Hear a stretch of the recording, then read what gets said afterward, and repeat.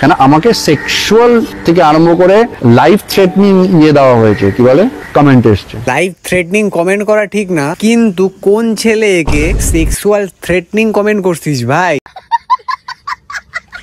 যদিও এর খুশি হওয়া দরকার, মেয়েরা তো একে পছন্দ করে না, অন্তত ছেলে তো পছন্দ করছে একে।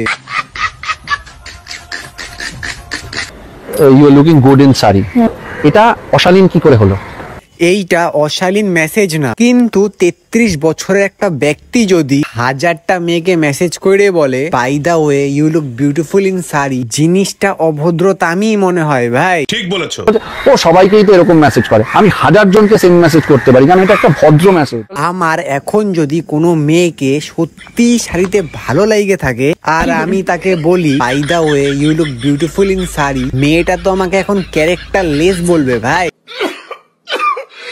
এর বিচারটা কে দিবে ভাই?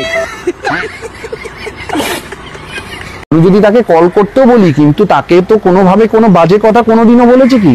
তাকে কোনোভাবে বলেছি কোনো সেক্সুয়াল কোনো কথা, কোনো বাজে কোনো নোংরা কথা, কোনো বাজে কোনো কুপ্রস্তাব বা কিচ্ছু দিয়েছি কি? আমাকে প্রুফ করে দিক সামনে কোনো কিছু বলে। কুপ্রস্তাব উল্টাপাল্টা কথা বলা তো দূরের কথা, যাদেরকে তুই মেসেজ করিস 100% মেয়েদের মধ্যে 90% মেয়ে তো তোকে রিপ্লাই দেয় না ভাই। একটা জিনিস, আমরা যদি কাউকে রিপ্লাই না করি তখন আমাদের কাছে মানে ভরে ভরে মেসেজ আসে। একে কোন মেয়ে মেসেজ করে ভাই? তোকে কেউ মেসেজ করে না ভাই, তুই সবাইকে নিজে থেকে মেসেজ করিস।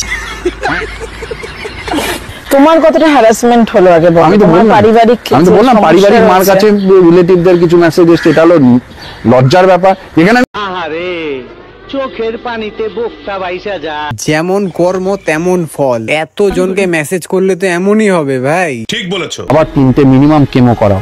6 মাস ধরে ওখানে বসে আছি, তো অবভিয়াসলি ওখানে বসে তো আমি এখানকার কাজ করতে পারবো না, তো আমার কাজও হচ্ছে না, এটা হচ্ছে না, আমি তো ওই টেনশনেও রয়েছি। ওর মার বোধহয় শরীর খারাপ, 6-7 মাস ধরে কোনো কাজ বাজ কোনো কিচ্ছুই করতে পারে না, অনেক চাপ গেছে। প্রে করি যাতে ওর মা খুব তাড়াতাড়ি সুস্থ হয়ে যায়, কিন্তু একটা জিনিস আমি বুঝলাম না, ও চাপের মধ্যেও মেয়েদের মেসেজ করতে ভুলে নাই ভাই।